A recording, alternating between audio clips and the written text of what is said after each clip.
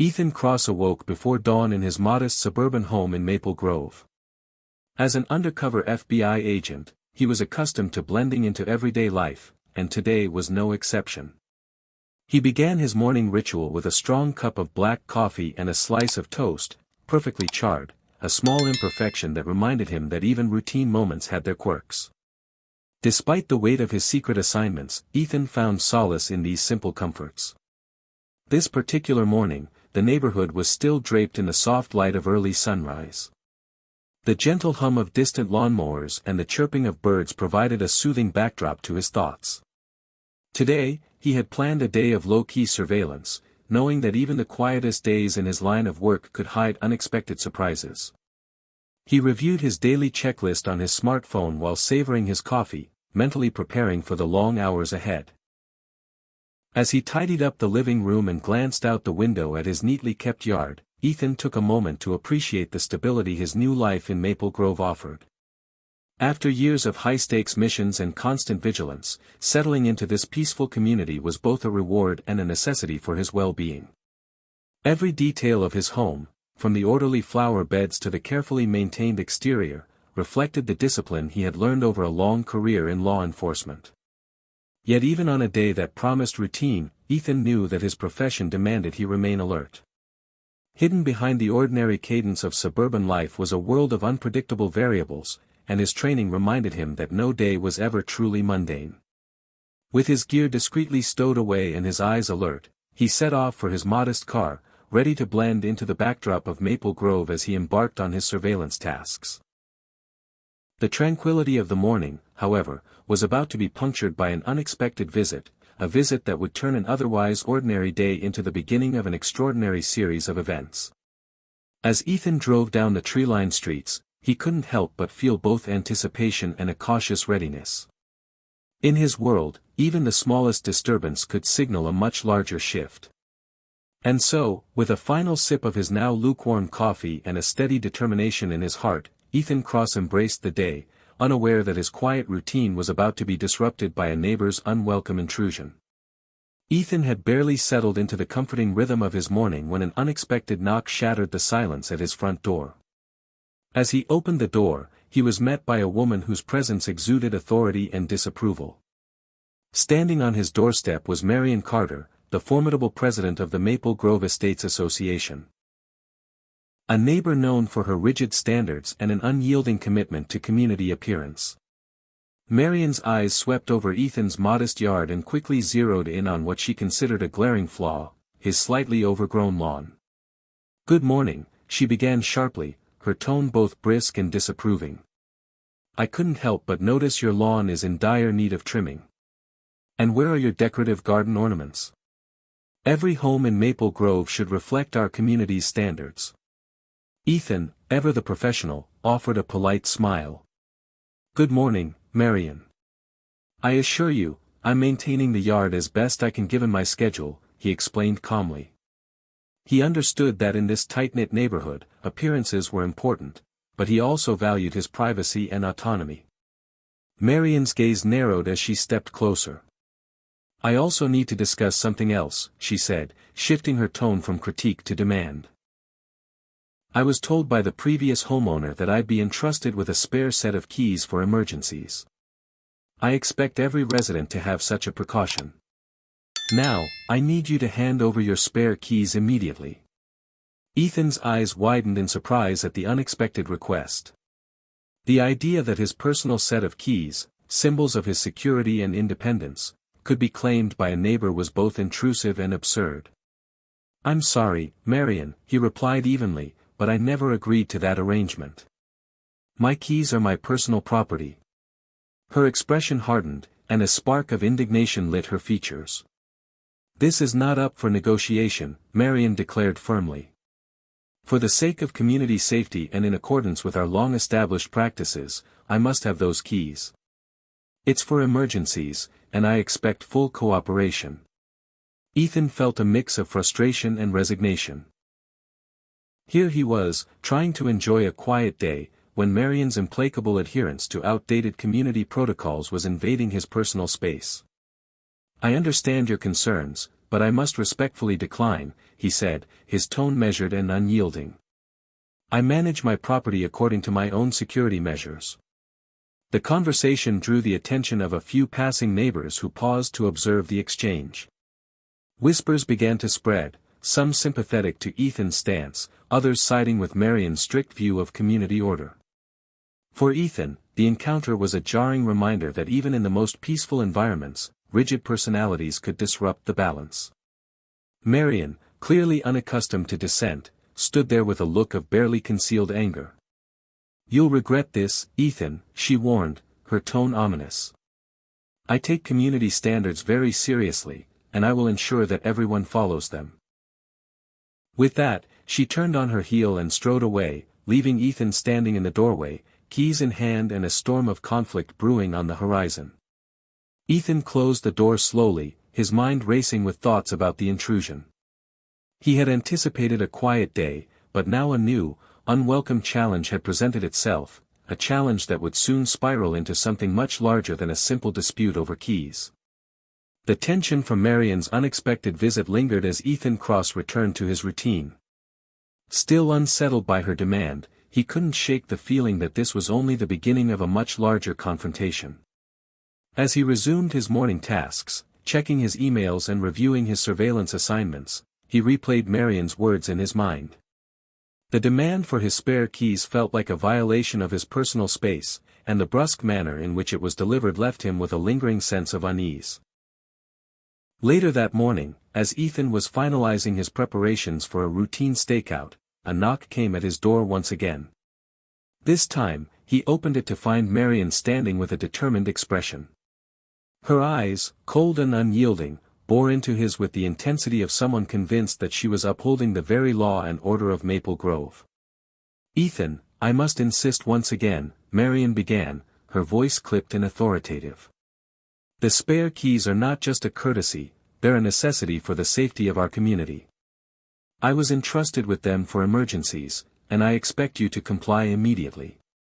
Ethan's jaw tightened. He had already declined her request earlier, but Marion's persistence now left him no choice but to address the issue head-on. "Marion, as I mentioned before, there was never any agreement regarding a spare set of keys. I take the security of my home very seriously, and those keys are not available for community use," he replied calmly but firmly. The conversation escalated quickly. Marion's frustration was palpable, and her tone grew increasingly agitated. "You're jeopardizing the safety of everyone in Maple Grove by refusing to follow our established procedures," she insisted. "I will not allow this negligence to continue." Ethan, trying to maintain his composure, reiterated his stance. "I respect the standards of our community, but I also respect my own rights. My keys are my property, and I manage my security independently." His words were measured, yet they carried an unmistakable firmness that left little room for further debate. Onlookers who had gathered began to murmur, their curiosity piqued by the public dispute. Some neighbors whispered in support of Ethan's right to privacy, while others sided with Marion's view of communal responsibility. The air was thick with tension as the confrontation deepened, setting the stage for what would soon become a highly charged public incident. Marion's eyes flashed with indignation as she took a step closer, her voice rising, "If you refuse to comply, I will have no choice but to escalate this matter further. The safety and order of our neighborhood depend on every resident doing their part."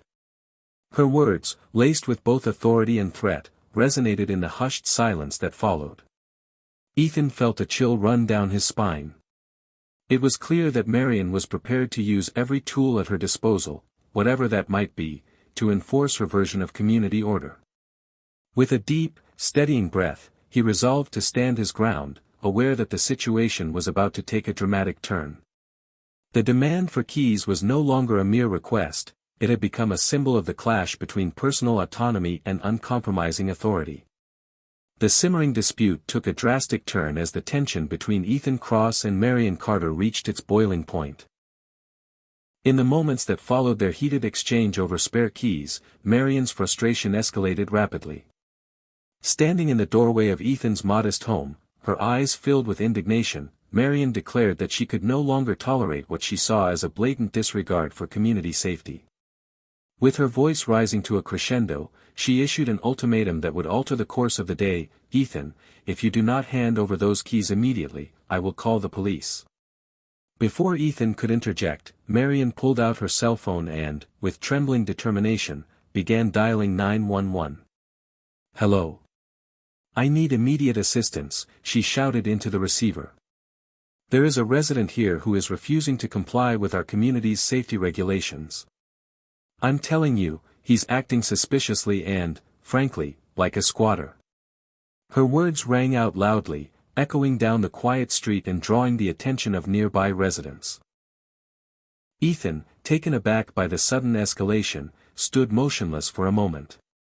He had expected a civil discussion, not a full-blown emergency call. The gravity of the situation weighed on him as he listened to Marion's animated declarations. Her voice, full of accusatory fervor, painted a picture of him as a dangerous interloper, an image that was entirely at odds with the calm, methodical man he prided himself on being. Inside, Ethan's mind raced as he prepared for the inevitable arrival of law enforcement. He knew that once the police arrived, he would have the chance to present his side of the story clearly. His training as an undercover FBI agent had taught him to remain composed, no matter how absurd the circumstances might become. With a quiet resolve, he made his way to a nearby table and began gathering his documents, proof of ownership, identification, and records that would verify his residency. Every piece of evidence he collected was a silent promise that the truth would eventually prevail. Meanwhile, Marion continued her tirade into the phone, her voice a mix of anger and desperation. "He's not cooperating, I tell you. I'm scared for our neighborhood's safety. How can someone simply ignore the rules we all live by?" Her words, punctuated by exclamations and the occasional pause for breath, served to heighten the drama of the unfolding scene. Neighbors who had gathered by the roadside exchanged uneasy glances, uncertain whether to intervene or simply watch as the confrontation escalated. As minutes ticked by, the sound of approaching sirens grew louder, a clear sign that the authorities were on their way. The atmosphere became charged with anticipation and a touch of disbelief. For Ethan, the reality of the situation was both exasperating and surreal. Here he was, simply trying to maintain his personal security, when a neighbor's extreme reaction was about to thrust him into a public spectacle. In that tense interlude, Ethan remained as composed as ever. He understood that once the police arrived, the evidence he had carefully prepared would speak volumes. Yet, the absurdity of being labeled a squatter and a threat by someone he had known as a neighbor stung deeply. His thoughts churned with a mix of frustration and resigned acceptance. This was a battle of perceptions, one that he was determined to win with facts and calm demeanor. Marion's tone on the phone grew increasingly hysterical as she recounted her grievances to the operator. "I demand that someone comes right away. This man's behavior is unacceptable, and I fear for the safety of our community." Her words, desperate and unrestrained, painted a picture of imminent danger. For those watching, it was clear that the conflict had escalated far beyond a simple disagreement over spare keys. As the wail of sirens grew louder still, Ethan took a deep breath and steadied himself. He resolved that when the officers arrived, he would explain everything, every detail, every misunderstanding, with unwavering clarity. He silently vowed that his integrity and evidence would cut through the noise of Marion's frantic accusations. And so, as the approaching sirens heralded the arrival of law enforcement, Ethan Cross braced himself for the next chapter in this unfolding drama, one in which truth, discipline, and professionalism would ultimately be put to the test. Within moments of Marion Carter's impassioned 911 call, the tranquility of Maple Grove was shattered by the piercing sound of sirens. Blue and red lights flashed as a patrol car pulled up outside Ethan Cross's home. The sudden arrival of law enforcement turned the scene into a live tableau of tension and anticipation. Ethan stood calmly by his front door, his collected documents clutched in one hand and a steady gaze fixed on the approaching officers. As they disembarked from the vehicle, one by one, their expressions shifted from curiosity to a professional attentiveness. A seasoned officer stepped forward, greeting Ethan with a measured tone, "Sir, we're here in response to a report. Could you please explain what's happening?" Ethan began to recount the events of the morning in a clear, articulate manner. He explained how a disagreement over a spare set of keys had escalated, and how Marion Carter, his neighbor, had accused him of trespassing and non-cooperation. His voice was calm and unwavering, a stark contrast to the heightened emotions that had filled the earlier moments. He produced his documents as evidence of his rightful ownership and his commitment to maintaining his property's security.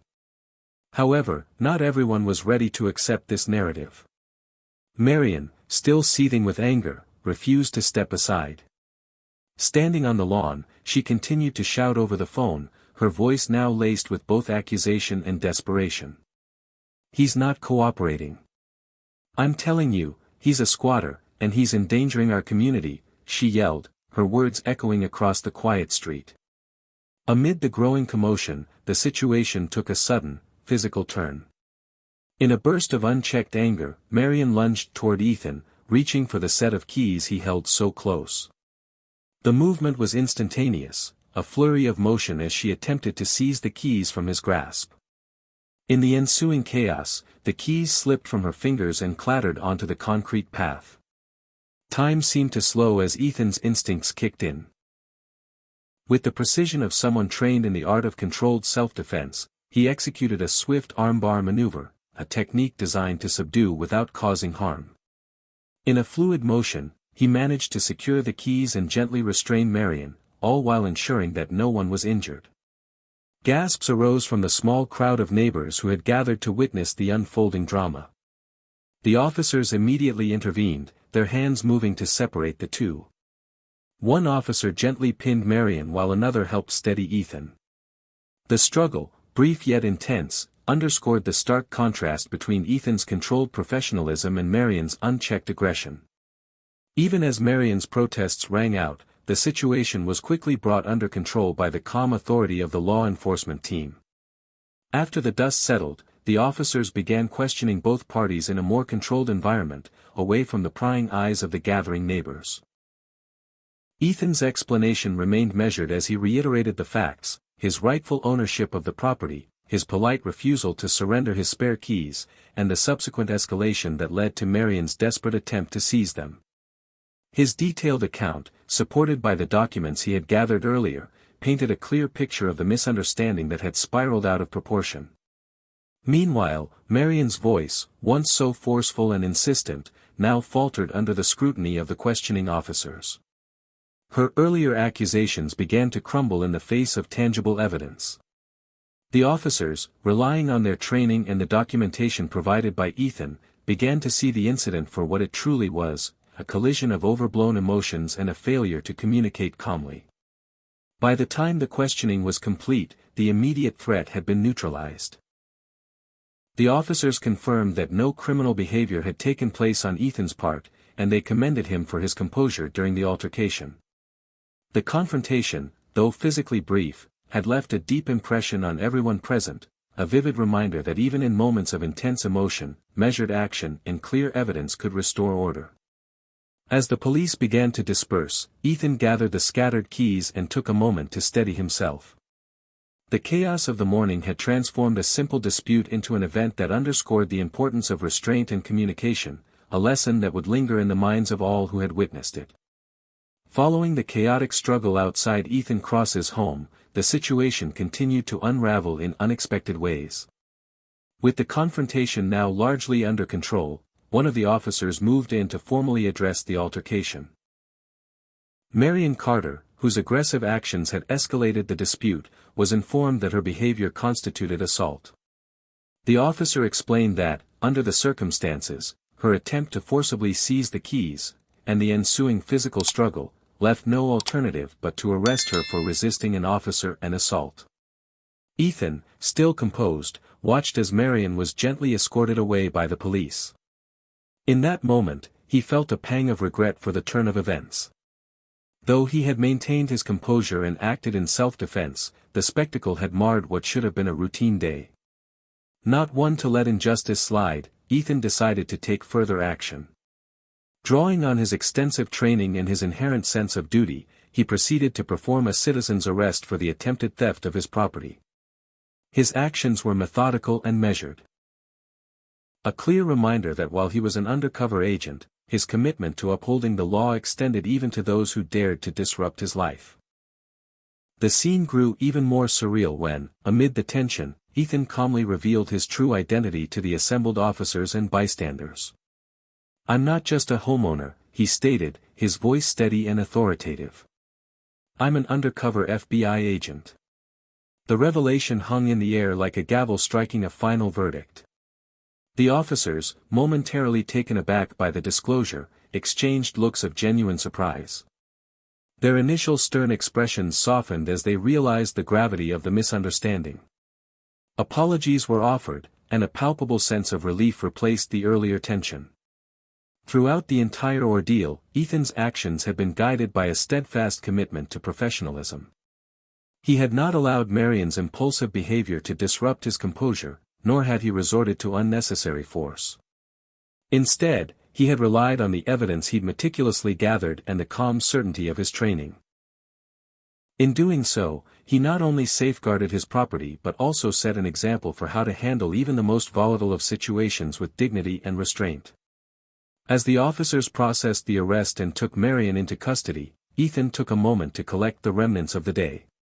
He reviewed his notes, ensuring that every detail, from the initial key demand to the final physical altercation, was accurately recorded. His thorough documentation would later serve as critical evidence in any legal proceedings that might arise from the incident. In the aftermath, as the flashing lights of the patrol cars faded into the distance and the street gradually returned to normal, Ethan felt a bittersweet mix of vindication and sorrow. The incident had escalated far beyond a simple dispute over spare keys. It had exposed deep fissures in the community's sense of order and respect. Yet, amid the chaos, Ethan's calm resolve had prevailed, and the truth of his actions had been made abundantly clear.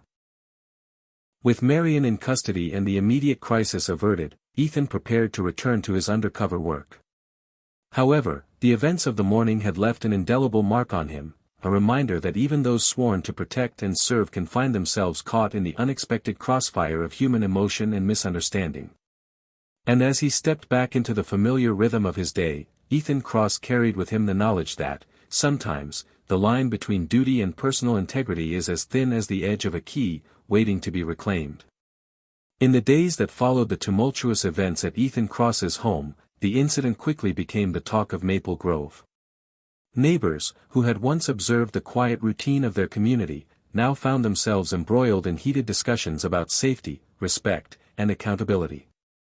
The fallout from Marion Carter's aggressive actions, and her subsequent arrest, sparked a series of community meetings, where residents debated the proper balance between individual rights and communal responsibilities. At one such meeting, held in the modest town hall of Maple Grove, community members gathered to address the repercussions of the incident. The atmosphere was electric, charged with emotions ranging from outrage to sympathy. Ethan, though still determined to maintain his privacy, was urged by several neighbors to share his account of what had transpired. Reluctantly, he agreed, recognizing that transparency was the first step toward healing a community that had been torn apart by misunderstanding. As Ethan took the stage, he recounted the morning's events with the clarity and precision of a seasoned professional. He described his routine, the unexpected demand from Marion Carter, and the rapid escalation that culminated in a physical struggle, a struggle that had been resolved with measured self-defense. His calm demeanor and factual recounting stood in stark contrast to the volatile image that had circulated on social media and local gossip. Neighbors listened intently, and many nodded in agreement as Ethan emphasized that his actions were entirely justified and rooted in his duty to protect his property. Amid the discussion, a recurring theme emerged, the question of community standards. Some residents argued that strict adherence to communal guidelines was essential for maintaining order, while others felt that personal autonomy should never be compromised, even for the sake of tradition. The debate was further inflamed by the revelation that Ethan was, in fact, an undercover FBI agent, a fact that lent an unexpected gravity to his testimony. Many in attendance expressed surprise, their earlier criticisms of Ethan's behavior now tempered by a newfound respect for the complexity of his role. As the meeting progressed, the focus shifted to the actions of the Maple Grove Estates Association. Several residents voiced their dissatisfaction with the way the association had handled the situation. They argued that Marion Carter's unchecked authority had contributed to an environment of intolerance and overreach. Calls for reform grew louder, with some suggesting that the association adopt clearer, more equitable guidelines to prevent future incidents. The meeting reached a crescendo when a group of residents proposed that the association should formally apologize to Ethan for the mishandling of the situation. The suggestion was met with enthusiastic applause, and even those who had once sided with Marion acknowledged that the aggressive tactics employed that morning were unacceptable. Throughout the heated debate, Ethan remained a pillar of calm, his measured responses and willingness to engage in honest dialogue slowly mending the frayed bonds within the community. By the end of the meeting, it was clear that the incident had sparked a turning point. The conversation had evolved from assigning blame to exploring ways to improve community governance. Several residents pledged to work together to draft new guidelines that would ensure fair treatment for all, while others expressed hope that such a public reckoning might usher in a new era of mutual respect and accountability. Ethan left the town hall with a mixed sense of relief and responsibility. While the immediate crisis had been addressed, the broader challenge of healing a divided community remained. Yet, as he listened to the murmurs of optimism and the tentative promises of reform, he felt encouraged. The ordeal, however tumultuous, had opened the door to meaningful change, a change that, with time and collective effort, might restore the true spirit of Maple Grove. In the quiet hours that followed, as the community slowly began to find its balance, Ethan Cross reflected on the day's events. What had started as a personal dispute over spare keys had transformed into a catalyst for a broader dialogue about respect, accountability, and the meaning of community. And in that reflective silence, hope began to take root.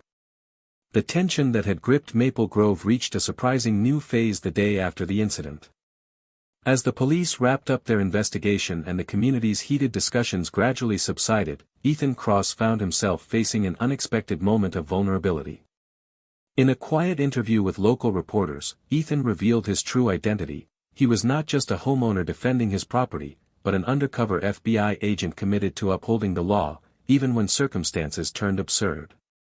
The revelation sent ripples through the gathered crowd. Many residents, who had initially viewed the incident through the narrow lens of a neighborhood dispute, now saw the broader picture. Ethan's calm, methodical approach, honed through years of clandestine operations, suddenly took on a new significance. The officers present, too, expressed genuine surprise and offered their apologies for any misunderstanding caused by the chaotic events of that morning. Among the murmurs of disbelief, Ethan's measured tone and straightforward explanation helped to diffuse the lingering tension. He explained that the altercation had been the unfortunate result of miscommunication and overreaction, a situation that, while regrettable, ultimately underscored the need for clear communication and mutual respect in the community. His words, delivered with a quiet authority, began to mend the rift that had formed between neighbors. For Marion Carter, the unveiling of Ethan's true identity was a moment of stark humiliation. The aggressive posture she had maintained, bolstered by her unfounded accusations, now seemed even more misplaced in the face of Ethan's professional credentials. The officer's apology, sincere and unanticipated, added a note of reconciliation to an otherwise bitter confrontation. In the days that followed, Ethan received word that the Maple Grove Estates Association was re-evaluating its handling of the incident. While the focus remained on ensuring that justice was served, there was an undercurrent of understanding that no one should be judged solely on a moment of heated conflict. The public revelation of Ethan's background helped to shift the narrative from one of personal fault to one of systemic misunderstanding. For his part, Ethan took the unfolding events in stride. He knew that his disclosure would spark mixed reactions, but he also believed that transparency was essential for building trust.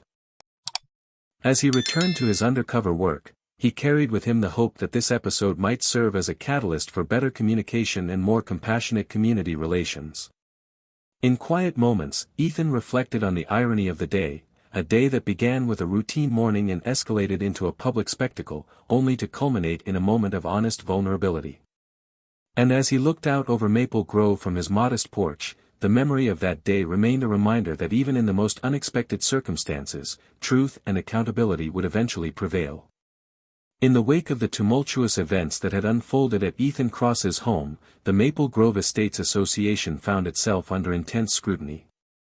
The incident, a public squabble fueled by overzealous demands and unruly behavior, had ignited widespread debate about the appropriate limits of community authority. The association, long considered a pillar of neighborhood order, was now forced to confront its own policies and the actions of its most vocal enforcer, Marion Carter. Within days, a formal meeting was convened by the association to address the fallout. The atmosphere was tense as residents gathered in the community hall, their expressions a blend of frustration and cautious optimism. At the center of the debate was Marion, whose aggressive tactics had not only disturbed the peace but had also brought shame upon the association. After a thorough review of the incident and considering numerous eyewitness accounts, the board decided that Marion's behavior was inexcusable and that she must be removed from her position as president. The decision sent shockwaves throughout Maple Grove. Many residents, who had grown weary of the rigid and, at times, authoritarian approach of the association, celebrated the move as a long overdue step toward reform. For Ethan, the board's action was a vindication, a formal acknowledgement that his rights had been upheld and that the community would no longer tolerate unchecked aggression. Shortly after the meeting, Ethan received an official email apology from the association. The message, though wordy and laden with bureaucratic language, admitted that the handling of the situation had been less than ideal. With a wry smile and a sense of finality, Ethan deleted the email, choosing instead to focus on the practical implications of the board's decision. Residents soon began discussing the possibility of revising the association's policies to better reflect the needs and rights of individual homeowners. The incident had exposed deep-seated tensions and highlighted the necessity for a more balanced approach, one that respected personal privacy while maintaining community standards. Many voiced hope that this could be the turning point toward a more inclusive and understanding neighborhood.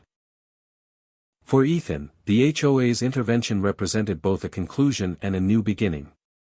The removal of Marion Carter from her position symbolized the rejection of old, overbearing practices. It also paved the way for future initiatives aimed at restoring harmony and transparency in Maple Grove. As the community slowly began to heal, discussions emerged about hosting town hall meetings and creating channels for open dialogue, ensuring that every voice could be heard without fear of retribution. In the end, the intervention by the Maple Grove Estates Association was a critical step toward reform. It served as a reminder that even when conflicts arise, a community can learn, adapt, and ultimately move forward together, stronger and more united than before. In the days following the dramatic HOA intervention, a surprising turn of events unfolded that would finally bring a semblance of closure to the long, tumultuous ordeal. Marion Carter, now removed from her leadership role and facing the consequences of her aggressive actions, sought to make amends. With a humility that contrasted sharply with her earlier defiance, she approached Ethan Cross to apologize for the chaos she had caused. Marion's apology was not immediate or unqualified, it came with conditions that reflected the severity of her transgressions. Ethan, ever pragmatic, made it clear that while he was willing to accept her apology, there were a few terms he expected her to meet. First, he required a formal, written apology, a document that would serve as a public acknowledgement of her mistake. Second, he insisted that Marion volunteer for a series of community service projects, contributing positively to Maple Grove as a way to atone for the disruption she had caused. And finally, in a touch of wry humor that had become his trademark, he demanded that she purchase him a decorative garden gnome. A playful yet symbolic gesture that would forever remind him of the absurdity of the situation. Marion, perhaps recognizing the inevitability of reconciliation, eventually agreed to Ethan's conditions. Over the following days, she worked diligently to fulfill each requirement. The written apology was carefully composed and distributed at the next community meeting, while her commitment to volunteer work was soon evident in the many hours she spent assisting at local events and neighborhood cleanups. The final condition, however, proved to be the most unexpected. Marion presented Ethan with a brightly colored, hilariously garish garden gnome, complete with an exaggerated grin and an array of mismatched accessories. Ethan accepted the gnome with a small, appreciative smile. Placing it in a prominent spot in his front yard, he regarded it as a tangible reminder of how even the most contentious disputes could eventually give way to humor and reconciliation.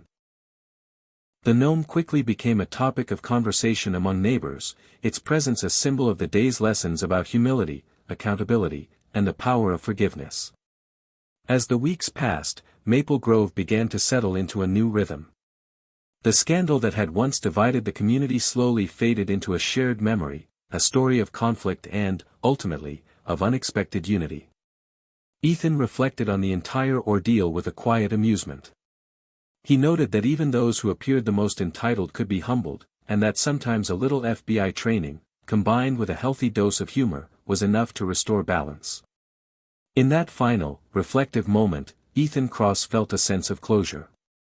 The chaos of the morning, the physical struggle, the police intervention, and the subsequent reconciliation had all contributed to an unforgettable chapter in Maple Grove's history. And as he looked out at his yard, now graced by the whimsical presence of the garden gnome, he smiled, knowing that every twist and turn had ultimately led to a more compassionate and understanding community.